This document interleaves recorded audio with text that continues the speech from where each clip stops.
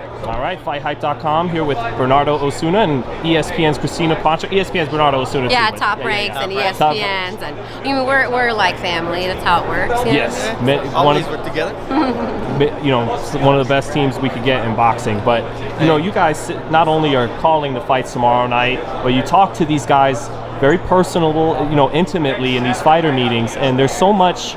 A talk of Teofimo's mental heading into this fight, not even the physical stuff, the mental stuff. And what did you guys gather from that meeting that you can share, you know, and thoughts on that? I mean, it was interesting because to me, the biggest thing with Teofimo is where is he mentally?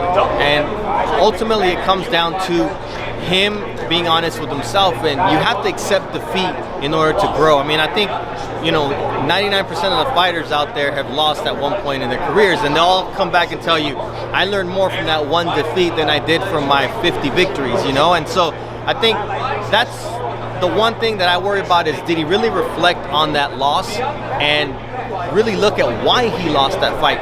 The fact that he was unhealthy, I mean, I think that is, they look at it as like that was a superhuman feat that we were even in the fight at all. And I don't know that they ever took a step back to say, look, these are the mistakes we made in the fight, regardless of how awesome it was that we were able to even be in the ring that night. And honestly, I don't know if he's necessarily accepted it as defeat. I mean, I think he'll still even tell you he felt that he won that fight that night, despite everything that he went through. But what he did share is that he's better because of it.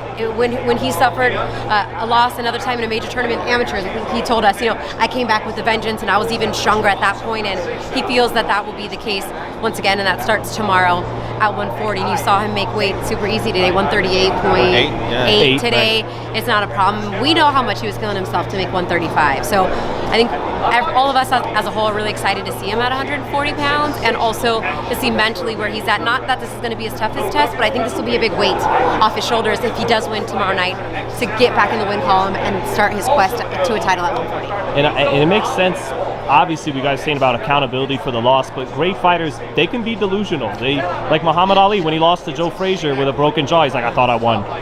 You know, so like, what's that fine line there where, you know what I mean? Like, that's it is. And I mean, I don't know inside his head whatever he has to tell himself to be the best Teofimo Lopez that he can be. Most of us watching the fight and calling the fight that night, whatever, agree with the way that everything went down. But nonetheless, I mean, there's a lot going on inside his mental and inside his head, and whatever he has to tell himself to make himself feel better, you know, that's on him. But nonetheless, I do think that we're going to see an even better Teofimo Lopez now at this weight class and start that journey at 140. And that's why, to me, I look at it as, it doesn't matter what he tells us. It matters the fact that when he sits down and looks in the mirror, if he had that conversation with himself, he can have us feel that he's delusional, and he can play with the media with, you know, and say whatever he wants to say. But at some point when you're alone in your room and you know, because he came in there with like 17 people. And so, you know, usually a guy loses, their entourage and their group gets smaller, and here it got bigger. And so I understand what he's trying to do, but in the end, only he knows what he told himself and what kind of honest conversation he had with himself. And it doesn't matter what he told his dad, it doesn't matter what he told his friends, family, us. It just matters what he told himself, and we're going to see that reflected on Saturday night against Pedro Campa, and that's what I'm waiting for.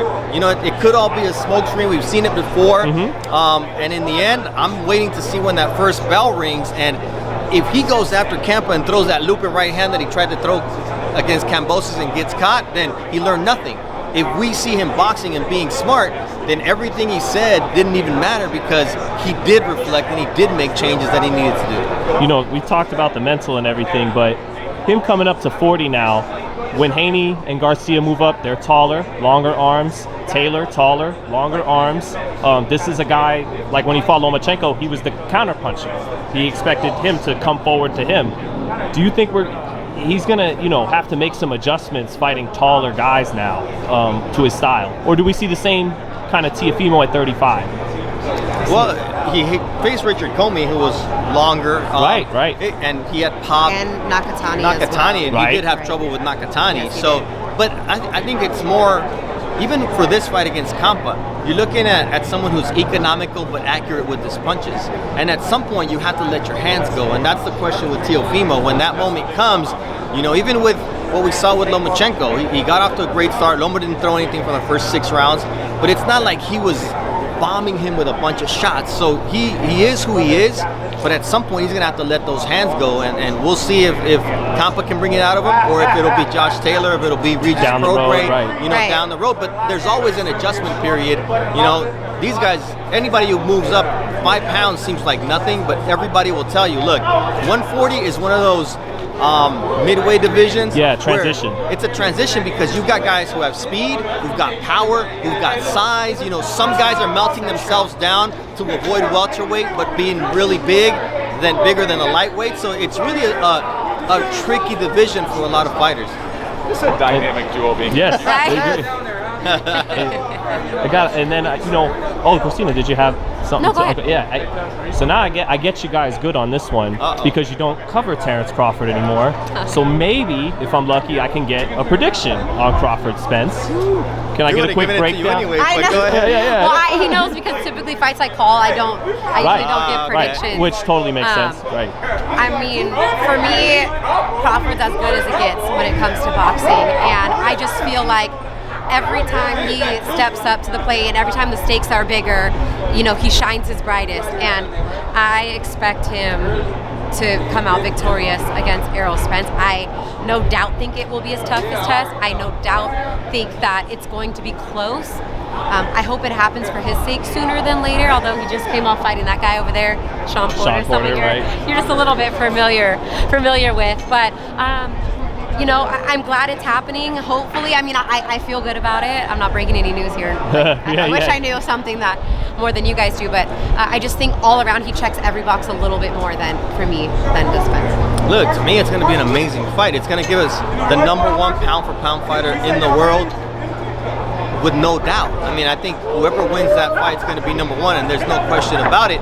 And Spence, you know, he is a little underrated, I think, in terms of the pound-for-pound conversation, because he is doing what everybody else wishes they could do. He's making the fights. He's getting the opponents that he needs, and he's shining every time, and he's overcome a whole bunch of health issues outside of the ring. And you know, he's a guy who, his feeling of I'm superhuman has to be real because of everything he's overcome, the car accident, the retina issues, and he's still in the ring and he's breaking guys' faces. I mean, only Triple G is a guy who's like broken other dudes' faces lately in boxing, and he's doing it on a consistent basis. So I do believe that Errol Spence is a hell of a fighter.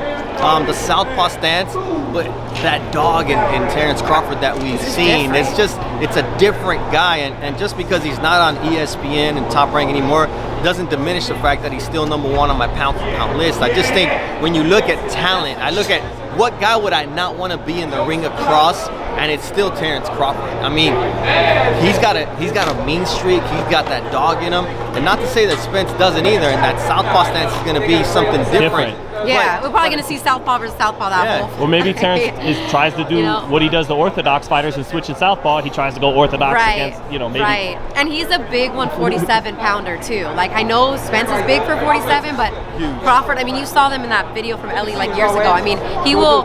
I'm not concerned about size or anything for him in that fight, but God, I hope it happens. Like, I just think it's a fight. I'm gonna buy a ticket if I can afford it and sit there as a fan and get to watch, because we've covered so many of his fights recently in recent years. It'll be really cool to sit back and enjoy. It's as close to a 50-50 fight among elite fighters as we've had in a long time, and I think that's what boxing misses, is when you really don't know who's going to win. And I think that's the beauty of this fight. You can have an intelligent discussion about why Spence can win, why Crawford can win, and then that can all be thrown out the window when some guy gets caught. Right. You know, so I think that's the beauty of this fight, and that's why it's so important for the sport that it happens now. Like, we can't have it go another year, another 2 years, because this is when it's hot, and this is the type of thing that can become a rivalry. It could be like Sugar Ray Leonard, the Four Kings type of things. It's like there's a rivalry brewing here, and these guys cannot allow it to pass by before this year is over. And I remember after watching him fight Ugas, I said, I hope that all those questions about Spence and his health, I hope that's been diminished by now, because he looked fantastic in that performance. Got nutrition, everything he needed to do, conditioning, everything. Like, he looked amazing against a top level talent in Ordenes Ugas. So that's why I feel too that it's got to happen now, because I don't want any more time to pass, long layoffs, nagging camp injury, whatever the case may be. Like, make it happen now, because they're both coming off fighting two of the best fighters in their careers, and it's time for the next guy to be each for each other. Who do you guys think out of, I know you guys got to get going, who do you guys think out of everyone on the top ranked roster that you're covering, Keyshawn, Devin, Xander, etc., who's going to be the biggest star? Not the best fighter even necessarily. I think you mentioned out of the fighters you mentioned, two of those are definitely. I mean, look, Devin's ahead because he's already undisputed. Right. I don't think he's a prospect. So, but the other two you mentioned are the two guys who really have not only the potential in the ring, but they have the it factor, and more importantly, they've got this sense of maturity about them, and they're businessmen. I think they've surrounded themselves with good people. Xander and Keyshawn, you're talking yeah, about. Yes. Xander and Keyshawn Davis, because like everybody, like we are like part of a great crop of young fighters who came out of the Olympics, and then some young amateur fighters who are part of the stable, which are really bode well for the future of the sport in terms of talent, marketability. But those two stand out because Xander is mature beyond his years, and he's got something special, which is that he's got the Puerto Rican fans behind him already. Sure. And that's going to be something that'll help him grow immensely. And Keyshawn Davis has got a charisma, he's got a confidence about him. I agree. He's got that killer instinct and that dog about him, and I think that's what makes him different. So we've got a lot of great fighters, and you'll be watching them on our undercards. You know, we'll have the privilege of calling their careers, but those two do stand out as special. I mean, cosign. One more I'd probably mention that is Jared Anderson as well. Yeah, I mean, heavyweight. American heavyweight. He's got the charisma. I mean, every time we talk to him, we learn something new about him, about his travels, about his swag, about him putting his kits together, and then he backs it up again, in the ring. And when you get Tyson Fury to put that stamp on you, you hang in sparring with him, like you know you got next. Well, there were rumors that black eye was from Jared Anderson. I actually got to go, but I'm gonna do a Jared Wire. All right. Jared Anderson. Jared, walk it out. So you guys later. he's another one too I'd look out for. Thanks so much.